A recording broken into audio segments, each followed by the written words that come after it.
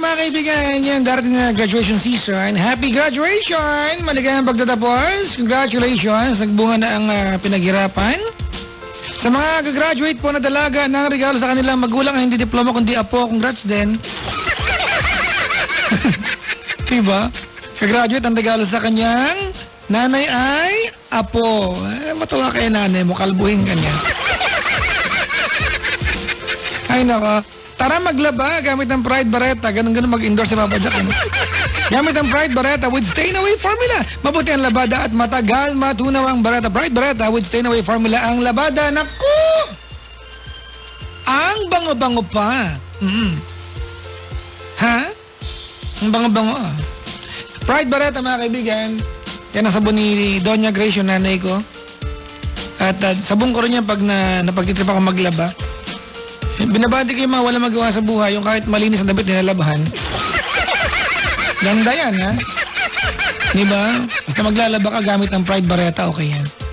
Ang ACS may dala at handog sa atin ng Pride Barretta, mga kaibigan ng ACS. At sila rin na may dala at handog sa atin ng Shield Bath Soap. Dahil sa sakit at may malasakit, ang Shield Bath Soap, mga kaibigan, ay recommended ng Philippine Nurses Association. Galing, walang bakit. Ang hirap sabihin yan. Philippine Nurses Association. Ikaw nga, Chard? Philippine Nurses. O, tinan mo? O. Kasi sa mahirap, PNA na lang. Okay na.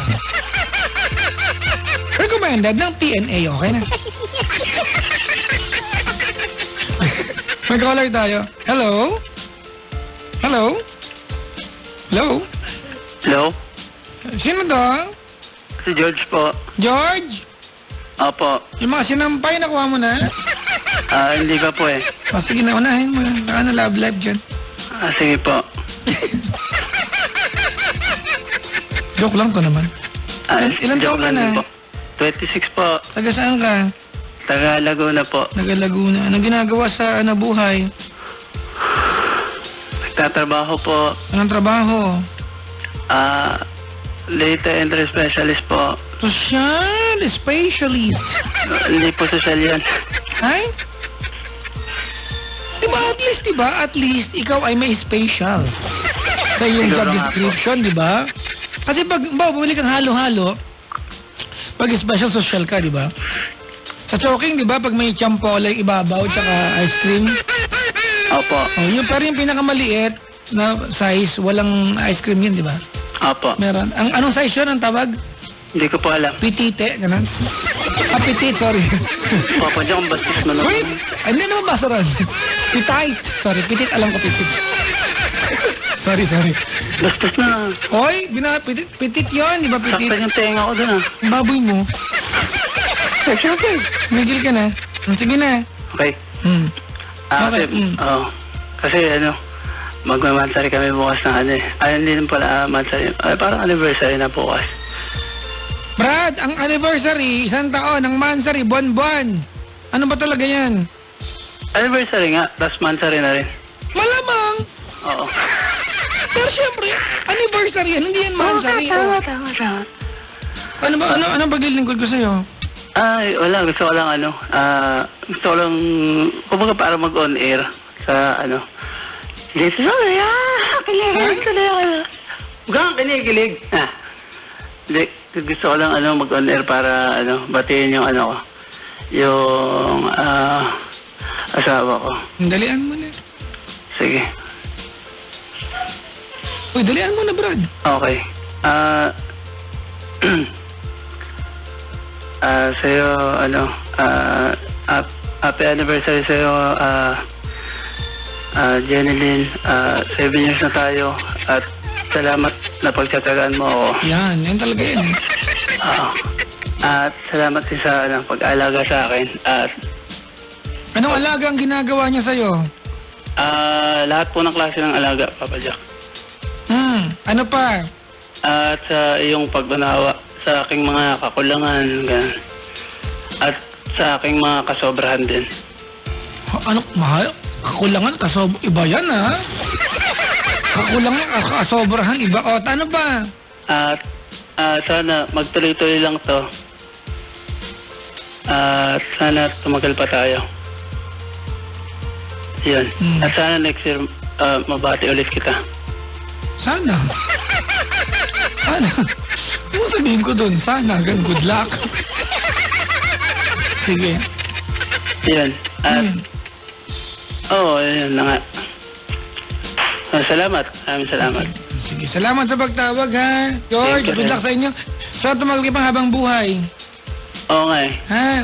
Oo. Ay, halo-halo bukas sa choking. Oo. Okay, salamat. Bye-bye. Okay. Eh, mga kaibigan, yung po yung ating caller, si George, na wala din na itulong sa atin.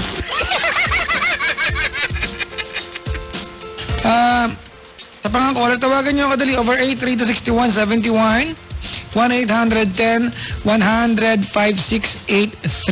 Oo.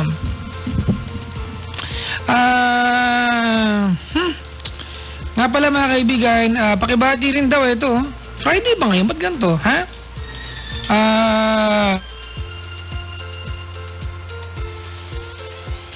Ano to? Traffic daw. Traffic sa C5 ngayon. Parang parking lot. O di, dapat meron ng pa-entrance fee dyan kung gano'n. Maningil na kayo dyan, halin na Berwico. Ano nga, asahan mo Friday ngayon, di ba? Oo. Dapat nga pag Friday mga kaibigan, gawin natin National Friendly Day yan of the week. Di ba? Kasi, dapat pag Friday, nakabukas sa mga bintana, magkakwentuhan ka ng kabilang driver. Pag Friday, dapat meron kayong bounty cheria, mag-aalok ka sa kabilang, di ba? Oo. Tsaka pag Friday, magbabaong kayo ng Arinola. Kasi pag naiihi kayo, ang hirap ba kayo? Naranasan ko na yun mga kaibigan, yung natry nyo na ba yung gutom ka at naiihi ka at the same time? Hindi mo lang anong unahin mo, kumain ba o umiihi muna? O umiihi habang kumakain? Diba? Diba? Ay, meron bang pakiramdam na nag-jebscat sa gugutom ka? Anong unahin mo? Hindi mo na pwede gawin sabay kasi para kang tanga. Diba? Mga kaibigan, download kayo ng PayMaya application, ha? PayMaya. Oo. Go to your to your Android stores at i-download nyo yung PayMaya, mga kaibigan. So you can do shopping online, ha? PayMaya. Ano po yung mga kaibigan, ha? Yan po ay regulated company under Bangko Sentral ng Pilipinas and powered by Visa. Hindi mo kailangan ng bank account o credit card para magamit yung PayMaya na yan at makapag-shopping online. Totoo nga. Diba? Shopping online. Bili ka ng spaghetti, bra. Pagpapili kung pag-shoppingin kayo ng bra online. Diba? Kasi di ba hirap pabili ng bra sa mall? Diba? Pasukatin ka pa, tapos tatanong ka pa, ma'am, ano size nyo? Hindi mo nakikita maliit! Itatanong mo pa? Okay. Diba? Ano ka lang madali ka ma-offend, no? Babae ka, pupunta ka sa mall, tatanong ka, ma'am, anong hanap nyo, ma'am? Ate, alangan pa ako, malamang bra, tindahan ng bra to eh. Okay po. Sige po. Ano pong bra? Yung para sa akin. Tapos ano pong size nyo? Mabubuhit ka. Ha? Gusto mo malaman ko ng size ko? Bakit? Nalilitang ka ba? Diba? Hindi rin madali for a girl, diba? Na, tama ba? Ewan ko. Pero diba, may mga palengke naman eh. Mas mahirap ba sa palengke, diba? Ewan, real talk lang tayo dito, ha? Ewan kayo. Si Dave ng Los Baños, Laguna, nasa kabilang line. Hello, Dave. Hello po. Dave. Yes po. Taga Los Baños ka? Opo. Malapit ka sa UPLB? Oo, medyo lang po. Kasi kanina, napag-usapan namin yung UPLB, napag-usapan namin yung labas ng UP Los Baños, ang daming mga coffee shops dyan, di ba? Opo. Na parang homemade. Opo. Di ba? Ay, homemade. House blend pala, homemade. Ano yan? Anong katangahan na papa niya? Anyways, Dave, 23. Yes po. Anong ginagawa sa buhay? Nagtatrabaho na po. Anong trabaho mo? Sa isang planta po. Ayaw mong dalawahin yung planta. Malaking kita. Iba-iba lang. Opo. Opo daw. Anong trabaho mo sa planta? Alin po? Anong trabaho mo sa planta? Sa sanitation po. Sanitation. Opo. Mahirap trabaho, Brad, ha? Ayan na, Brad, oh. Nag-paging, Brad. Hello? Hello? Yeah. Tinatawag ka na. Hindi po, iba yun. Attention. Attention, Dave. Okay po. Paging Dayanara Torres. Maralo niyo ba sa Dayanara? Ay, sige na, Brad. Oh, ano ang So, paglilingkod? kwento ko lang po yung about sa relationship namin po nung kinakasama ko po. Sabi, kalibin partner ka. Opo. Tapos, Parang lumalabo na po kasi parang may... parang lumalabo. Pasok may ka naman sa lamin, baka may grado na yan. Third party po. Sino may third party? Siya po. Ay, naku Brad, hindi maganda yan. Pero alam niyo, sa isang relasyon, pag nagkalabuan ng relasyon dahil sa third party, maiintindihan mo na nagkakalabuan eh. Pero pag nagkalabuan ng relasyon ng walang dahilang third party, ibig sabihin na fall out of love, mas malala yun para sa akin. Oh. Di ba? Di ba walang paraan yan eh. Pag na fall out of love, walang remedyo yan. Di ba? Pero siya may third party. Opo. Magkano entrance fee sa party nila? Hindi ba para mga buwan? Samahan kita muna tayo sa party. Talaga? Opo. Kalib, gano'ng katagal lang kayo magkalibin? 3 taon na po. Brad, pwede magtanong ha? Opo. Babae lalaki yung kalibin mo? Alin po? Babae po. Babae. Kasi baka mamaya, ang tagal na nag-uusap, lalaki rin pala pinag-uusapan natin. O Hindi talaga? po. Sige. Paano mo nasabing may anak na kayo? Wala pa po. Paano mo nasabing may third party? Kasi po nung yung ex po niya yun dati. Galing po abroad, parang nagkita sila ulit. Paano mo nasabing parang nagkita? Nagkita ba o parang nagkita? Nagkita po talaga. Parang nag-message po siya sa Facebook niya nung sa ginakasama ko. Tapos nagkita po sila one time. Tapos parang... Hindi nagpaalam sa'yo? Hindi, nagsabi naman po, kaya lang parang lumala po yung sitwasyon na parang palagi na lang pong gano'n yung nangyayari. Nagkikita sila nang hindi Teka lang, nagpaalam sa'yo na one time po, nagpaalam. Ano pinayagan? Ex yan eh. Dapat yung pinapayagan. Maayos naman po yung... Kahit na Brad. Sorry mga kaibigan ha. Not for anything else. Ang ex ang walang ginagawa issue yan. Para palagang magkita sila Brad. Ano ka ba? Para kang tanga ka rin eh. Parang wala na pong gulo sana, Papa Jack. Brad, hindi namang... Ewan ko ha. Bakit pag hindi mo pinayagan, magagalit ba siya? Kasi sabi nga po niya, minsan lang naman po sila magkita. Wait, kahit hindi sila magkita, ex sila eh. Opo. Tapos, nagkita sila once. Ano daw gagawin nila? Ba't sila magkikita? Parang bibigyan daw po ng kwan. Kasi galing nga daw po abroad, yung lalaki. Oo. Parang bibigyan... Bakit di ka sinama? Dapat sinasama ka, ikaw yung boyfriend eh. Alipin mo siya eh. May trabaho po ako, Papa Jack. Dapat yung piniyagan kung hindi ka available, Brad. I mean, disrespectful yan. Ganun po ba yun? Pakiramdam ko lang. Hindi totoo. Diba? Bakit ako high pitch? Tama. Tapos, kailan sila una nakita? Tapos, kasi panggabi po ako, Papa Jack, sa trabaho. Sinasabi po nila, may nagsasabi po sa akin na palagi daw pong lumalabas.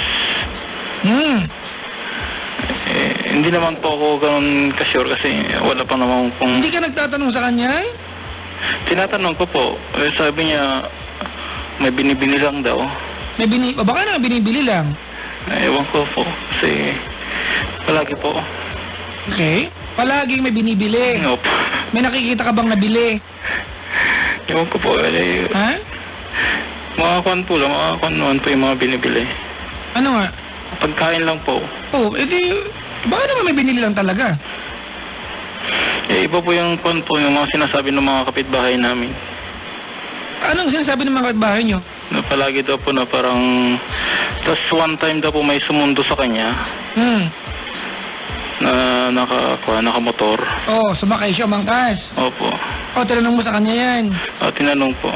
Ano sabi niya? Sino raw yun? Kaibigan daw po. Hindi yung ex niya. Yun po yung sabi, kaibigan. Pero hindi ko lang po alam ko yun yung ex niya. Okay. Ayun po. Anong tanong mo sa akin? Kukan ko lang po sana, Papa Jack, kung ano yung gagawin. Tunong una sa lahat, ano bang ginawa niya sa'yo? Kasi kung ang problema dito ay Papa Jack, nakipagkita po yung girlfriend ko, yung kalibing ko sa ex niya, pinayagan mo eh. kasi parang nararamdaman ko Papa Jack, parang Ano para Jack ka dyan? Sorry. Sino yun? Parang nag-cold na siya. Oh. Mag-usap kayong dalawa. Pag-usapan nyo kung anong balak nyo sa buhay. Kasi Brad, alam nyo, hindi ko alam kung aware kayo dito. Marami ng relasyon tumagal, nagsasayangan sila ng panahon. Alam nila that down the line, maghihiwalay sila because they're not meant to be with each other. But they just keep on pushing. Why? Hindi nila kayang pakawalan ng bawat isa kahit hindi sila masaya mag-stay. Okay. Diba? Baka mamaya, Brad, ayaw na niya sa'yo. Hindi kaya? Hindi. Ay, ewan ko lang, Papa Jack, kasi... Hindi Baka naman gusto mo magtanong, Brad. Hindi kasi, Papa Jack, hindi naman okay naman kami nung wala pa yung ex eh. Tapos biglang nagparamdam, tapos biglang... ganun na po yung sitwasyon. Hindi kasi, Brad, ganito, nagparamdam yung ex niya, di ba? Opo. Ang problema dito kasi, pinaramdam mo sa kanya na kaya mo itolerate yun, nakipagkita siya. Unang-una sa lahat, dapat di mo pinayagan makipagtagbo sa ex niya na siya lang. Brad, ex yan eh. Kahit anong gawin mo, ang meron sa kanilang dalawa ay mali siya. Hindi pa tatanggal yan. Dahil sila magjowa, hindi mo ba, i-describe ko sa'yo ha, magkikita silang dalawa, Brad, dati sila nag-ahalikan. Opo. Diba? Dati silang nagsisiping. Sira ulo ka ba? Hayaan mo sila magkita ng dalawa? Eh, sabi po kasi may mga kasama daw kaibigan. Kahit na. Pero hindi madumi utak ko mga kaibigan, pero maling-mali yan. Eh, pinayagan mo eh. Ba't mo pinayagan? Bungol. Ganun po.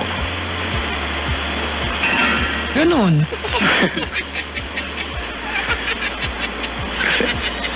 Teka gana. Ano ba ang gusto mong gawin, Brad? Malaman lang kung ayaw na niya o gustong ipaglaban yung meron kayo at tumuloy yung pagmamahalan ninyo?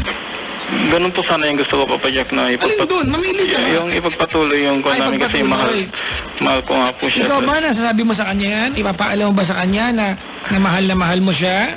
Opo. Sinasabi ko na mahal ko siya eh. So sabi niya, parang wala lang sa kanya, Papa Jack. Kasi Brad, other than telling your live-in partner na mahal mo siya, i-offer mo sa kanya na kaya mong tanggapin, alright? Opo. Oo, na kaya mong tanggapin kung ano magiging decision niya. Kasi that's what, di ba? That is what love is all about. That's what love is all about. Ano ba ang gulo? Pero pareho lang tama yung grammar na. Ganun ang pag-ibig, Tagalogin natin. Yun talaga ang pag-ibig, Brad. Kailangan ba masaktan, Papa Jack? Hindi mo kailangan masaktan, Brad, pero kailangan mong tanggapin ang isang bagay na ikakaligaya ng taong mahal mo kahit masakit sa'yo. Well, not necessarily kailangan masaktan ka. Diba? Ang hirap nun. Hindi kaya nga magsabi ka sa kanya. Di ba mahal mo siya? Kasi Brad, ang relasyon, di ba nakaangkla yan sa tiwala? Opo. Di ba? More than anything, mga kaibigan, because love will fade. After a while, yung kilig na yan, yung excitement na nararamdaman mo na makita mo yung jowa mo kung crush mo man siya dati. Brad, that will fade away. It will not last forever. Diba? Opo. After a while, ang pag-ibig yan ay nakaangkla sa tiwala. Ano ba ang pinanggagalingan ng commitment? Tiwala yan eh. Opo. Tiwala mo sa partner mo, yung may kumpiyansa ka. Kung wala ka ng Brad, wala. Walang patutunguhan. Now, may tiwala ba siya sa'yo na kaya mo siyang pasayahin sa buhay? May tiwala ka ba na kaya niya maging honest sa'yo? If you don't have, or isa man sa inyo wala niyan for each other, wala na yan. Tapos na yan. Talaga ko naman sinasabi sa kanya yung Papa Jack na mahal ko siya. Tapos, ewan ko, biglang nagbago yung lahat nung dumating nga yung ex. Kasi mahal pa yata yung ex niya, Papa Jack eh. Brad, una-una sa lahat, mahal pa niya yata yung ex niya. Right? Saan mo nakuha yan? Kasi pakiramdam ko lang, Papa Jack. Yan, magtanong ka, makipag-usap ka sa kanya. Maraming lalaki, hindi kaya magtanong niyang bakit, hindi lang kaya lunukin yung sagot. Pag nagtanong ka sa kanya, make sure na ipaparamdam mo sa kanya that you can accept kung ano man sagot na ibibigay niya sa'yo. Opo. Nagtanong ka na ba sa kanya tungkol dyan? Hindi pa po. Alam mo mga kaibigan, nakakalungkot. Maraming magkakarelasyon, ang nakakapag-usap na lang pag nag-aaway. Ha? Nandyan na lang yung usapan na may kasamang emosyon. Oh. Pag hindi nag-aaway, hindi sila nag-uusap. Tama ba? Ang pansinan. Diba? Opo. Mag-usap natin, invite your partner to talk to you. Diba? Not talk to you, but talk with you. Have a conversation with your live-in partner. Importante yan. Diba? And make sure that diba, maparamdam mo sa kanya na ano man ang maging desisyon niya, matatanggap mo. Paano kung Papa Jack, masasaktan lang? Ha? Masasaktan lang ako. Brad, kasama yun. Kaysa na mahula ka na mahula. Kasi mahirap naman po yung ganun, Papa Jack, na palaging... Mahirap nga, Brad, pero hindi mo nakikita ngayon, tinawagan mo ako, you want advice from me. Opo. Pero ang buong katotohanan, yung pag-uusapan natin lahat ng angla sa hula mo sa kanya. Hinala lang ito, tama? Yes, opo. Kasi hindi yung nagtanong sa kanya. Ang alam ko lang, nakipagkita yung kalibin mo sa ex niya, di ba? Kasalanan niya yun, pero pinayagan mo, nagpaalam sa iyo, Brad eh. O pwede namang hindi mo payagan. Pinayagan mo, hindi ko alam kung tanga ka talaga. Baka mag-aaway lang kami, Papa Jack eh. Brad, karapatan mo mag-aaway. Yung nga lang magtanong sa'yo at sabihin niya makikipagkita siya sa ex niya, kahit sino lalaki, magagalit na. Huwag nga tayong sabihin niya, ay Papa Jack, grabe, walang tiwala. Hilan niyo nga ako. Si Raul lang, komportable na yung jowa niya, payagan niya makipagtagpo sa kung sino mang ex. Gago lang yung papayag na ganyan, di ba? Paano mo papayagan? Ex niya yan, bungol ka pala eh. Di ba? Tapos sasabihin mo, baka magalit siya. Dapat ikaw nga nang gagalit eh, nagpapaalam pa, dapat nagagalit ka na, bungol. Ganun po. Di ba? Wala, naisip ko lang, di ba? Nagets mo? Opo. Okay. Ano na? Ano ba ang gusto mong tanong sa akin talaga? Nga po, yung ano yung gagawin dun sa sitwasyon na yun, Papa Jack? Alam, mag-usap lang kayo. Usap lang po. Handa ka bang tanggapin kung sakaling sabihin niya sa'yo ayaw na niya? Parang mahirap pa. Brad, mahirap pero kailangan mangyari kung talagang ayaw na niya. Opo. It will be very, very difficult but kailangan niya. Hindi mo naman pwedeng pilitan ng tao na lumagi sa buhay mo pag ayaw na. Opo. Diba? Diba? Opo. Kailan ba ulit nag-usap ng puso sa puso? Kung lang po. Paraan lang. Kailan? Karang Karang araw lang po. Anong usapan niyo? Yun nga po yung mga sinabi ko sa kanya, yung mga nalalaman ko, yung mga naririnig ko lang pong kwento-kwento. Tinanong ko, nag-conf ako sa kanya. Sabi niya, mga kaibigan lang daw, ganun. Kasi Brad, mahirap kasi di ba, na pagbintangan natin siya eh. Oo nga po. Alam ko lang, mali yung ginawa niya pero nagpaalam sa'yo. But other than that, yung ibang ginawa niya, baka naman ito yung sinasabi niya. Ayoko naman ding paboran yung mga tao na kapaligid sa inyo sa kung ano sinabi nila tungkol sa paligid mo. Kasi unfair yun, di ba? You're supposed to listen to your partner before other people. Tapos nakaka-text niya minsan, Papa Jack. Ha? Nakaka-text niya minsan. Bakit di ka mag-set ng rules? Pati na mo. Sabi mo sa kanya, huwag mo na i-text siya ka, nagsiselos ako. Ano mo kaya sabihin yan? Sinasabi po, Papa Jack. Kaya lang, text lang naman daw, Papa Jack eh. Wala naman daw mangyayari. Alam mo, Brad, magkaiba yung tanga sa mabait, ha? Para malinaw tayo, ha? Opo. Magkaiba po ang tanga sa mabait, mga kaibigan, ha? Walang masama maging mabait, mga kaibigan, ha? Pero pag sinobrahan mo, Brad, yung tibong niloloko ka na at ganyan ka pa rin, at hindi rin masama magalit, Brad, baka tanga ka nga.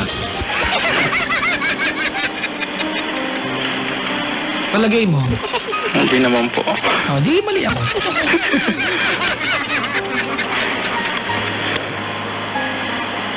Ano yan?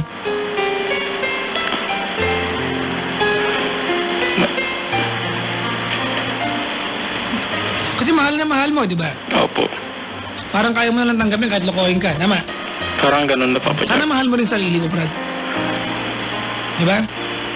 Kailangan ko na yung sarili ko sa kanya, Papa Jack. Parang mas mahal ko na siya kaysa sa sarili ko. Walang problema, mahal natin yung partner natin, di ba? But at the end of the day, mga kaibigan, kailangan mahalin mo ang sarili mo. Kasi dyan rin titignan ng partner mo kung paano ka mamahalin. If you don't love yourself, di ba, hindi mo pwedeng asahan sa iba na mahalin ka. Sarili mo, hindi mo mamahal eh. Excuse me. Excuse you.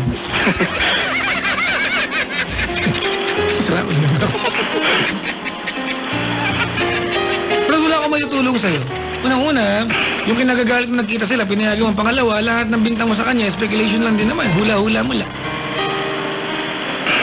Problema dito, Chong, alam niya kasing kaya niyang gawin sa ito. Ganun po. Mahal na mahal, ha? Opo. Pero Brad, magtanong ka sa kanya, kung ayaw na niya, palayain mo siya. Sabagay. Huwag mo siya ikulong sa buhay mo kung ayaw na niya. Opo. Sa mga taong ganyan, mga kaibigan, yung takot silang pakawalan ng bawat isa, pero alam nila hindi na sila masaya magkasama. They're just too afraid to take the paging Mr. Hara Torres. Hindi po. Yung mga taong ganyan, mga kaibigan, they're just too afraid. RM227-3 size 8 black. Kapatong pala. Sorry. Tuloy ko sinasabi ko. May mga taong ganyan, Brad, di ba? They're just too afraid to take the first painful step. Mahirap pagpakawalan ng tao, mga kaibigan. But look at it, down the line, magiging masaya ba kayo together? Masaya ba siya sa buhay mo? Kailangan mo tanggapin yan, Brad, kung hindi na siya magiging masaya sa buhay mo. At mag-uumpisa yan kung makakapagtanong ka sa kanya. Opo. Kung nakikinagjawa mo, ano mensahe mo sa kanya? Nakikinig yun, Papa Jack, kasi palagi namin pinakinggan yung love radio. Talaga, ha? Opo. Oo, sikat na kami. Sa tambalan pati. Oo, sikat na rin sila, Diyos. Sikat pala sila. Idol ko yun. Alam niyo ba, si Nicole Yala, ang dahilan bakit ako napasok-pasok sa love radio. Ako po ay malaking fan ni Nicole Yala. Oo. Dinalaw ko lang siya dito. Hindi pa ako pinansin, nakakainis. Hindi ko natanggap ako dito. Sige na. Ano ang mensahe mo sa jowa mo? Anong pangalan niya? Ano po? Ano, Monique po. Kangkong? Hindi po. Monique po, Monique. Monique. Opo. Okay. Ano mensahe mo kay Monique? Monique. Sana tigilan mo na yung pagte-text mo dun sa ex mo para maayos na natin to. Kasi sobrang mahal na mahal kita. Hindi kita kayang palayain. Kasi alam mo kung gaano kita kamahal. Pero kung ayaw mo na talaga, tas tatanggapin ko na lang na ako yung talo para maging okay lang din na para maging masaya ka. Kasi mahirap naman na magkasama tayo. Tas ganun hindi mo naman ako mahal. Ako lang yung nagmamahal sa'yo. Parang napaka-unfair ng ganun. Ako ba, dahil mo mahal sa'yo? Maging tayo na lang, bro. Tuloy mo na. Opo, tapos yun nga po. Sana maisip mo yung ginawa kong mga effort sa'yo dati na kung gaano kita minahal, inalagaan para magtagal lang tayo. I love you so much, babe.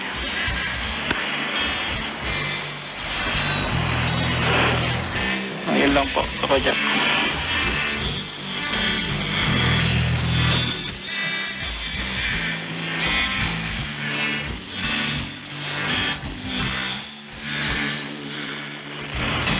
Brad? Po. Ito mensahe lang naman to para sa kanya. Pero wala naman ng bearing unless magtanong ka sa kanya ng personal, na? Opo. Sabi mo siya, Brad. And make sure na ipaparamdam mo sa kanya ano man ang sagot niya sa'yo. Kaya mong Tanggapin po. importante yan eh. Because sometimes, mga kaibigan, a person will not tell us exactly how he or she feels.